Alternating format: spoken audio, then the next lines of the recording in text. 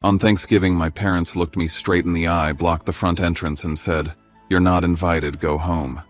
Behind them, I saw my sister, my uncle, even my best friend laughing around the table like I never existed. I didn't argue. I didn't beg.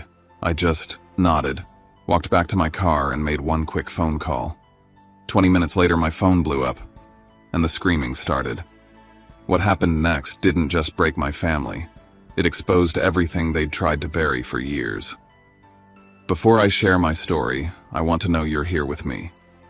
Just say listening in the comments or tell me where you're watching from. I love seeing how far my story can reach. Sometimes even the smallest connection can make a story feel heard. Thank you. And now, here's my story. I'm James Holt, and if my story reaches you today, please consider subscribing. It helps this channel keep telling the kind of truths most families would do anything to hide. Growing up in the Holt family in Silverleaf, Scottsdale felt like living inside a glass house polished every hour of the day.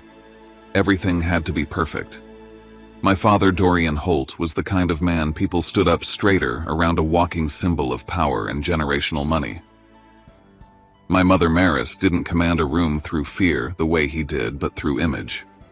Every detail mattered to her, from the way she folded napkins at dinner parties to the way her children were supposed to smile in public. And then there was my sister, Averly Harvard, polished Wharton refined Holt Capital's future CEO before she even signed her first employment contract. And then there was me, James Holt, the one who liked storytelling more than spreadsheets, branding more than balance sheets, the one who never fit the family mold and never pretended I could. 8 months before this Thanksgiving night, I walked out of Holt Capital after a humiliating blowout argument with my father in front of senior partners. I'd spent years trying to prove my worth as director of client strategy, but it didn't matter. To him, marketing was a hobby, not a real industry, and I was the son who'd strayed too far from the family legacy. I left that day with nothing but dignity and a few boxes of my own things, and within a week I threw myself into building something that was fully mine: Holt Creative Agency, a small marketing firm in Tempe. My family saw it as betrayal. I saw it as breathing for the first time. Still, somewhere deep down, I kept a tiny sliver of hope that we could heal. Thanksgiving felt like the right moment to try, so I dressed the way my mother always approved: navy sweater, crisp shirt, and baked a chocolate bourbon pie the way my father liked it, even though he would never call it his favorite unless Averly made it. I picked out a bottle of wine from a client's vineyard, rehearsing possible conversations on the drive. Maybe tonight would be the start of something different. But that hope lasted only until I stepped onto the porch of the Silverleaf estate. I stood there holding my pie and the bottle of wine, heart pounding harder than it should have. My father opened the door, my mother just behind him, both blocking the entrance like I was a stranger selling something they didn't want. Their expressions were colder than the November air. My father didn't hesitate. "You're not invited. Go home." My mother followed with, "This isn't a night for you, James." For a moment I stood frozen. Then, through the narrow space between them, I saw the dining room, the warm lights, the perfectly set table, and Lysander Price, my best friend for a decade, sitting in my seat, laughing with my sister and my Uncle Rowan like he had always belonged there more than I ever did. None of them saw me. None of them knew how badly it cut. I didn't argue. I didn't beg. I didn't ask why. I simply nodded, turned around, walked down those stone steps, and placed my pie carefully on the passenger seat, as if it still mattered. When I started the car, I didn't drive away immediately. Instead, I made one decision, the one thing they never expected from me. I dialed a single number. Kieran Vance, a friend from college who now worked at the SEC. As soon as the call connected, everything began to change. I drove away from Silverleaf without a destination, letting instinct take the wheel until I ended up at Tempe Town Lake. I parked facing the water, watching the city lights ripple across the surface as I tried to steady my breathing. The humiliation at the front door still burned, but underneath it was something else. Something older. Old wounds, old questions, old truths I had ignored for far too long. Sitting in that quiet, I let my mind drift back to the months before I left Holt Capital. I remembered the long nights in the office as director of client strategy, doing twice the work for half the credit. I remembered desperately wanting my father to see that my approach to business through branding storytelling connection had value. He never did. To him, numbers ruled all. And the only person who ever made me feel like I wasn't delusional for trying was Lysander, my best friend, my confidant, my supposed ally. Then came the night everything shifted. I was preparing a pitch deck for a massive client cross-checking data in the internal system long after most of the building had gone dark. That was when I found an offshore transaction buried in a folder I shouldn't have had access to its designation marked restricted. At first I thought it was a mistake. I asked my father about it the next morning and he dismissed me with a single sentence. "You don't understand. This is grown-up business." But the next morning my access privileges had been revoked entirely. Overnight, the system logged me out of nearly every financial file. Someone wanted me blind, and the only person who suddenly wouldn't meet my eyes was Lysander, who told me quietly, "Let it go, man. It's not your lane." I didn't let it go. Instead, I confronted my father, and the shouting match that followed ended my time at Holt Capital. For months afterward, I tried to hold on to my affection for my family, believing they would see my worth someday. I poured myself into Holt Creative Agency, pushing through the early struggle until clients started knocking. I was proud of myself, even if my family pretended not to notice. But sitting in my car that night at Tempe Town Lake, I realized something I had conveniently forgotten. On the night I found those offshore transactions, I panicked. I didn't know what I was looking at, but something in me knew it wasn't right. So I copied the files onto an external hard drive without telling anyone. A just-in-case impulse. Then I hid the drive deep in my apartment and never touched it again. Until now. Until my family shut the door in my face. Until I saw Lysander sitting in my seat. Until I made that call to Kieran. That was the moment I knew whatever I had tried to bury 8 months ago, I was going to have to dig it up. And this time there was no turning back. Sitting in my car at Tempe Town Lake, the glow from the water barely reached through the windshield, but it was enough to show how badly my hands were shaking when I dialed Kieran's number. I hadn't spoken to him in months, and the moment he picked up, I heard the surprise in his voice when I whispered that I needed to see him. There was no small talk, no pretense. I told him plainly, almost breathless, that something was wrong and I needed help. He reminded me instantly of a night 3 months earlier when I rambled drunkenly about strange transactions I'd stumbled across at Holt Capital. He'd asked back then if I had kept any copies, and I had lied, telling him I deleted everything because I didn't want to create trouble. That lie dissolved the second I said the truth aloud tonight. I told him I did have a backup, and that I finally realized why my family had pushed me out so aggressively. Kieran didn't hesitate. He told me to meet him at the SEC office in Phoenix at 8 the next morning. Hearing his voice steady and factual made everything more real, like I'd crossed an invisible line just by making the call. But before I had time to process it, the moment I hung up, my phone lit up like it had caught fire.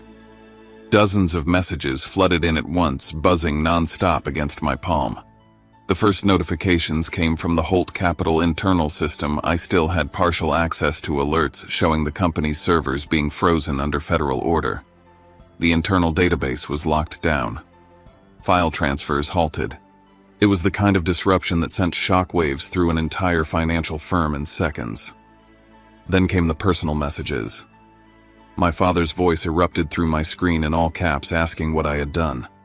Averly followed with sharper words telling me to stop whatever I was doing because I was destroying everything Holt Capital had built. She added that Lysander was falling apart and that none of us would recover from this if I didn't pull back immediately. Then Lysander's messages appeared, soft, frantic pleading. He asked to meet. He said he never wanted anything to turn out this way.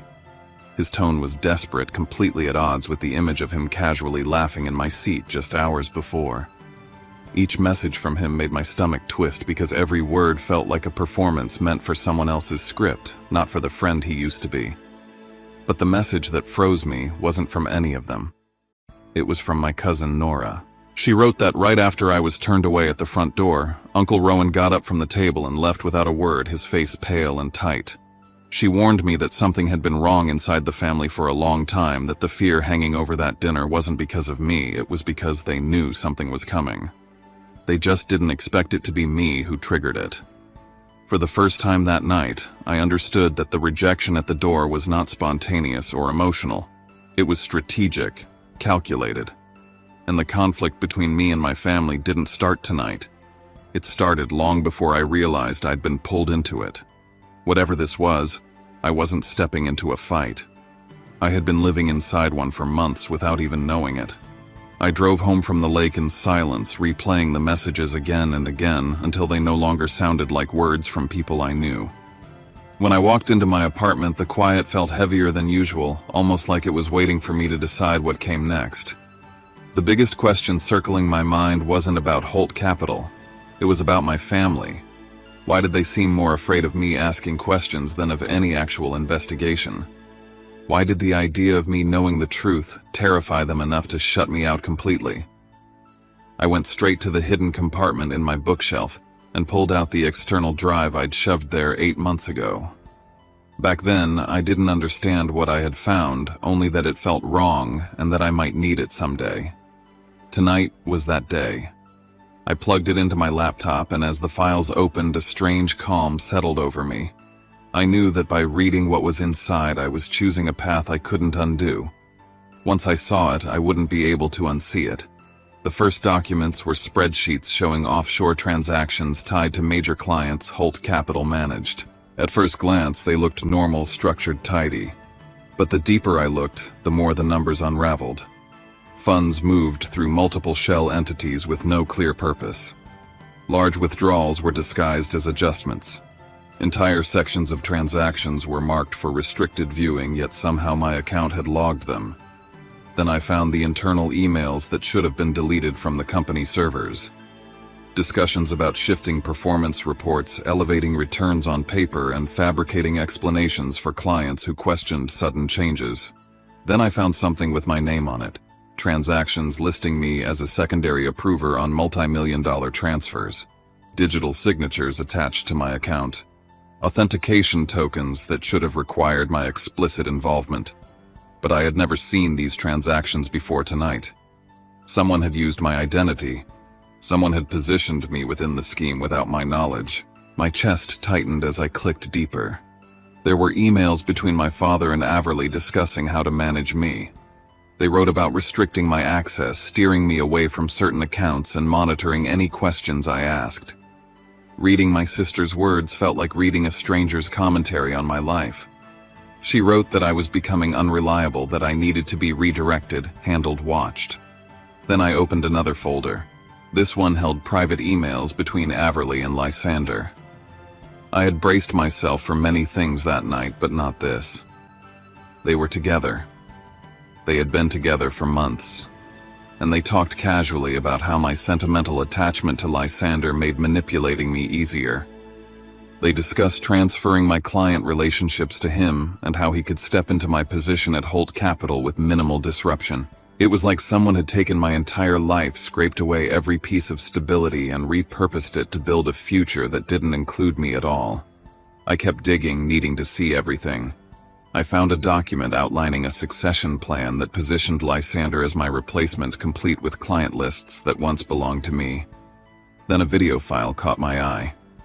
I opened it to find security footage from the office. The grainy clip showed Lysander entering my workspace late at night, plugging a drive into my computer, copying files, and leaving without turning on the lights. Watching him move through my office with such familiarity made my stomach drop. He hadn't just betrayed me. He had studied me, outmaneuvered me. At the bottom of the folder was a final document written in stiff clinical language. It said that if I continued asking questions or attempting to access restricted files, action must be taken before exposure becomes a threat. The meaning wasn't spelled out, but it didn't need to be. They were prepared to eliminate me from the equation long before tonight's scene at the door. By the time I closed my laptop, the room felt colder. This wasn't about a disagreement or a family argument spiraling out of control. It was about power. It was about control.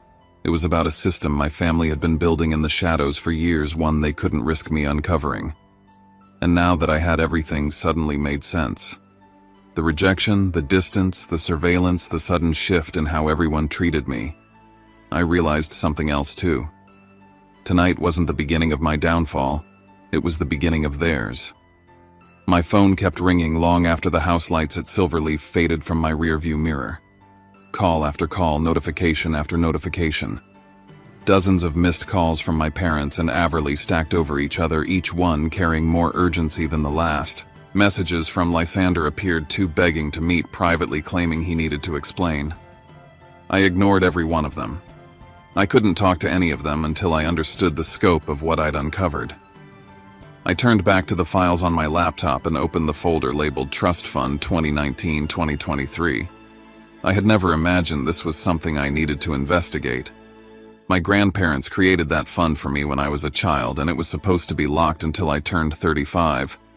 But the documents on the screen showed withdrawals, large ones, taken repeatedly over the last 2 years. My name appeared as the authorizing signature, digitally verified, but I knew instantly that none of those signatures were mine. Someone inside the family had forged my approval. Then I opened an email chain between my father and Averly. The words made me feel physically sick. Ensure James never discovers the trust withdrawals. We need that capital to maintain liquidity. They took what wasn't theirs. They took what belonged to me. Not because they needed it for survival, but because my father refused to let his empire show signs of weakness. And my sister participated without hesitation. The betrayal felt deeper than anything I'd seen in the financial documents. They hadn't just deceived clients. They had stolen from their own blood. I stepped out onto my balcony, the desert air cool against my face, as I tried to process what this meant. If I cooperated with the SEC, my entire family would face consequences they wouldn't recover from. If I stayed silent, I would become complicit, another Holt defending a collapsing house of lies. Neither option felt like a victory, but only one of them allowed me to keep my integrity intact. My phone vibrated again. This time it was my cousin Nora. Her voice was hushed, tense. She told me the family had been discussing ways to phase me out for months, even before I left Holt Capital. She said there had been arguments about how much I knew, and the plan had always been to keep me out of anything important so I couldn't cause trouble. Rowan, she said, was the only one who opposed it. But he'd been silenced by pressure from my father and Averly. Then Nora told me something that twisted the knife deeper. Averly had been planning for months to position Lysander as my permanent replacement. Not just in the company, in the family hierarchy. They saw him as the strategic choice, someone loyal, controllable, compatible with the Holt image. I wasn't part of that plan. I wasn't supposed to be part of it. The more Nora spoke, the clearer it became. Tonight wasn't emotional. It wasn't impulsive. It was orchestrated. A clean removal. They needed me completely out of the way before someone else asked the same questions I had. Before we hung up, Nora delivered one last warning. She said someone in the family was going to reach out to me tomorrow morning with a proposition, something designed to tie me legally to the fraudulent accounts, so that I couldn't testify without incriminating myself. She told me not to trust anyone. Minutes after I ended the call with her, an anonymous email hit my inbox. Do not trust anyone in the family. Tomorrow they will try to trap you into shared liability. There was no signature, no traceable address. But whoever sent it knew too much to be guessing. Someone somewhere was trying to keep me alive financially, legally, maybe even physically. I turned back to the files and scrolled through the last document in the trust folder. My heart stopped when I saw it. One of the fraudulent transactions tied directly to a client account I had managed before resigning. Anyone looking at the surface level would assume I approved it. My identity had been carefully positioned as the ideal scapegoat. In that moment, everything clicked. My family didn't want me back. They wanted me silent. My absence protected them. My voice destroyed them. And now that I had spoken, they were desperate. It was a little past 10 when the doorbell rang. The sound cut through my apartment like a knife. I walked to the door, slowly looked through the peephole, and felt my breath catch. My entire family stood in the hallway, my father, my mother, Averly, Lysander, and Rowan. Their faces were drained of color, stripped of their usual composure. The Holt arrogance was gone, replaced with something rawer. Fear. Panic. I opened the door because running wasn't an option anymore. My father pushed his way inside without waiting for permission, demanding to know what I'd done. His voice echoed off the walls, sharp enough to slice through the tension in the room. My mother followed, trying and failing to maintain her calm. Her hands trembled as she smoothed her hair back, a nervous tic she only displayed in moments of absolute crisis. They didn't come to apologize. They didn't come because they missed me. They came because Holt Capital was being investigated by the SEC tonight. My call to Kieran had triggered an immediate preservation order on the company's systems.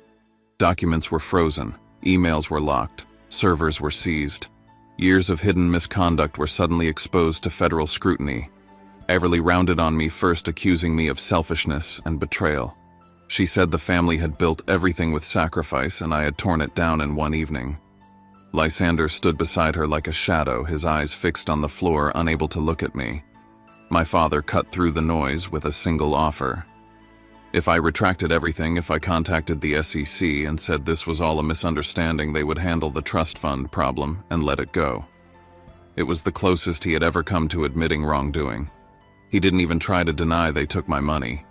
He simply framed it as leverage. I turned to Lysander because a part of me still needed an answer. I asked him why he had done it, why he had betrayed me so completely. He broke then, crying in a way that felt rehearsed, softened by guilt, but shaped by the need to appear sympathetic. He said he loved Everly. He said the family pressured him. He said he didn't know how to stop once he agreed to help. His words didn't bring relief. They brought clarity. He had chosen them every step of the way. He had chosen the power, the position, the proximity to the Holt name. Our friendship had been useful to him until the moment it wasn't. Then something unexpected happened. Rowan stepped forward, his voice firm for the first time in years. He told my father and sister that I had evidence that the SEC had been preparing for this investigation long before I called. He told them they were wrong if they thought intimidation or manipulation could fix what had already been set in motion. It was the first time anyone in the family had stood on my side, and the room shifted instantly. The argument exploded. My father blamed Everly for mishandling the accounts. Everly blamed him for ignoring her warnings. Lysander blamed both of them for dragging him into the mess. My mother begged them all to stop, but her voice was drowned out. Their empire was collapsing one accusation at a time, and there was no order left to protect them. Then, in the middle of the chaos, my father turned on me with a fury I had never seen before. He told me I was no longer a Holt, that by involving the SEC I had severed every tie. His words were meant to break me, but they didn't. They clarified everything. I looked him in the eye and told him the truth he refused to hear. I hadn't belonged to the Holt family from the moment he closed that door in my face earlier that night. When they finally walked out of my apartment, the silence they left behind wasn't peace. It was the beginning of something much larger, a war they had created, and one I was finally ready to finish. The morning after the confrontation at my apartment came far too quickly. I had slept no more than 3 hours, slipping in and out of shallow dreams that felt more like warnings than rest. When my alarm rang at 6, I got up, immediately gathered every file, every printed email, every drive, and placed them neatly into a secured folder. I knew exactly what I was walking into, and there was a strange clarity in accepting that doing the right thing would cost me something I couldn't predict. I arrived at the SEC office in Phoenix just before 8. Kieran met me in a private room, his expression grave but steady. I handed over everything. Then I told him everything from the night I found the offshore transfers to the locked accounts to the Thanksgiving door slammed in my face. He didn't interrupt once. When I finished, he leaned forward and said the evidence was more than enough to launch a full federal investigation. Then he told me something I hadn't expected. The SEC had been monitoring Holt Capital for 6 months, suspecting irregularities but unable to prove anything without inside support. They needed someone on the inside who knew what the system looked like from the family's perspective. I wasn't just reporting wrongdoing. I had become a key witness. Things began moving fast. By mid-morning, the SEC issued a freeze order on every Holt Capital corporate account. Executives were summoned for urgent questioning. IT servers were secured before anyone could alter data. Meanwhile, Holt Capital's legal team called me repeatedly offering to clarify misunderstandings, but I declined every call. Then I made a choice of my own. I emailed 3 clients I had worked closely with before leaving the company, clients who trusted my judgment. My email was brief, suggesting they review their accounts and be prepared for possible communication from federal authorities. I didn't tell them the details, but they understood enough. Word spread faster inside the firm than any official announcement could. By noon, panic had settled into every corner of Holt Capital. Someone leaked audio from an internal emergency meeting. In it, my father's voice thundered through the recording, shouting that I was the only person who could fix this mess. But no one in the room responded. Not one voice supported him. His authority, once absolute, had evaporated. My phone buzzed again. This time it was a long string of messages from my mother. She begged me to reconsider what I was doing. She insisted that this wasn't just about the company, it was about the family name, our reputation, everything they had built. Her words weren't about truth. They were about image. And for the first time I felt the full weight of how little she understood me. Later that afternoon, Everly emailed me directly. The tone was unlike anything she had written before. She admitted she had made mistakes, that she had been pushed into decisions she didn't fully support. She said she never wanted things to reach this point. But she also didn't say who had pressured her, or how much she had contributed willingly. It was a confession without responsibility, and it left me questioning what she hoped to gain by telling me now. By early evening, news outlets across Phoenix and Scottsdale released statements confirming that Holt Capital was under federal investigation. Headlines exploded across screens dissecting the fall of a prestigious financial empire. Photos of my father and sister appeared everywhere. Reports speculated on fraud, misconduct, and internal conflict. Just when I thought the day couldn't unravel further, Kieran called again. His voice was steady but weighted.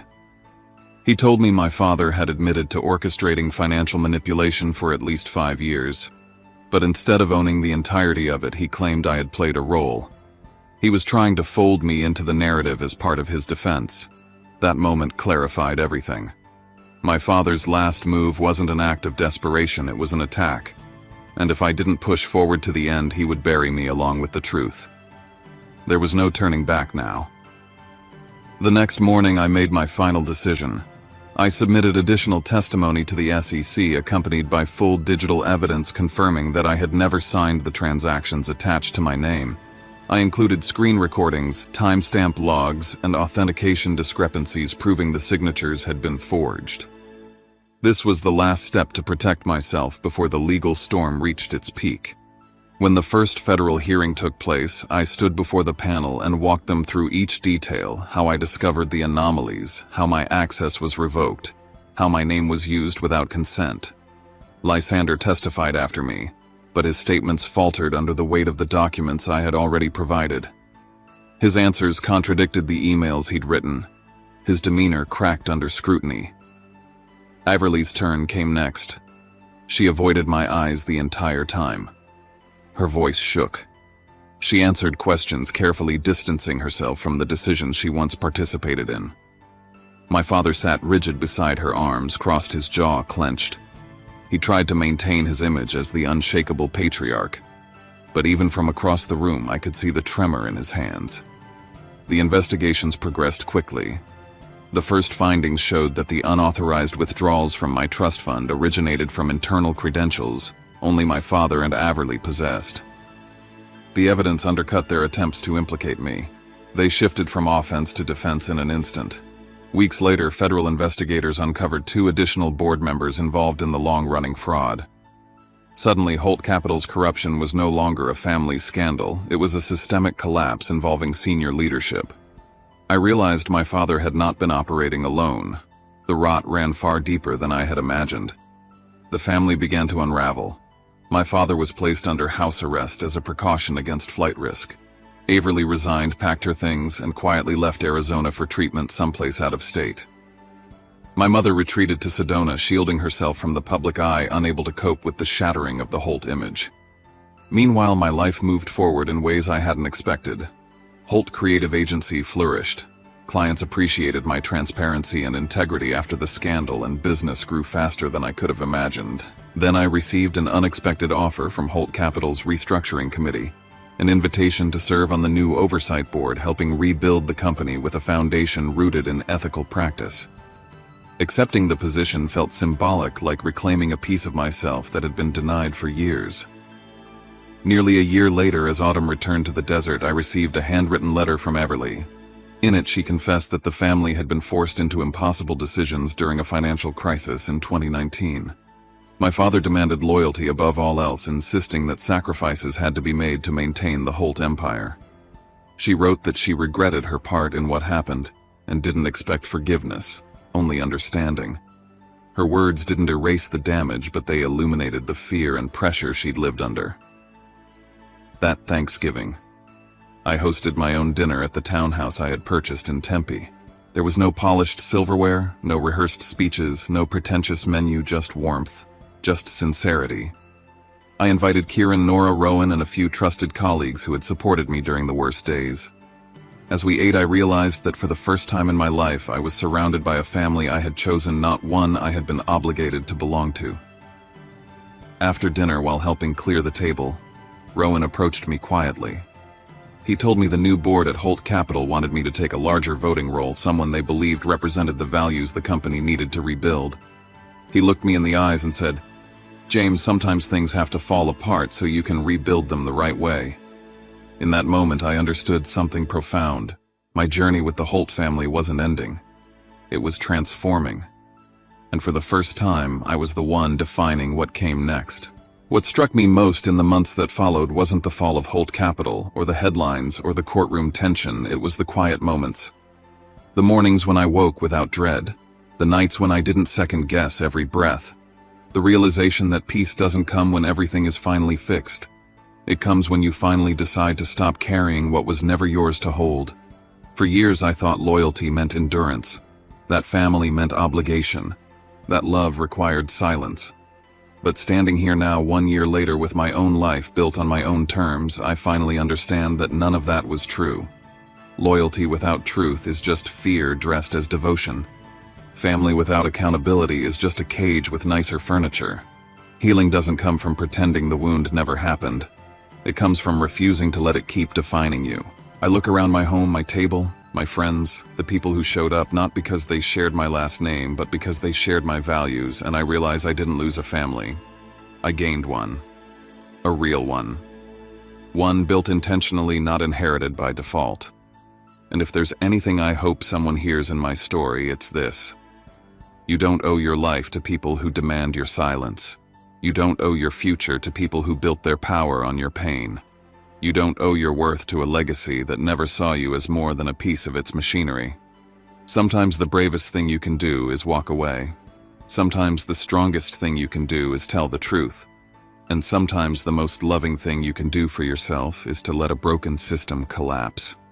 Because on the other side of the rubble, there is room to build something honest, something human, something yours.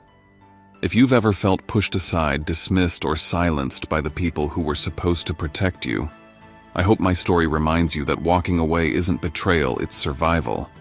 And rebuilding isn't revenge, it's liberation. Before you go, I'd love to know something. Did any part of my story resonate with you? Have you lived through a fracture that forced you to choose yourself? Share your thoughts in the comments. I read every one of them, and it means more than you know to feel that someone out there understands. And if you'd like to hear more stories like mine, stories about truth, resilience, and rebuilding from the ashes, please consider subscribing. It helps this channel grow, and it helps me keep telling the kinds of stories so many families try to bury. Thank you for listening. Thank you for being here. And wherever you are, I hope you find the strength to choose yourself, even when it feels like the world is asking you not to.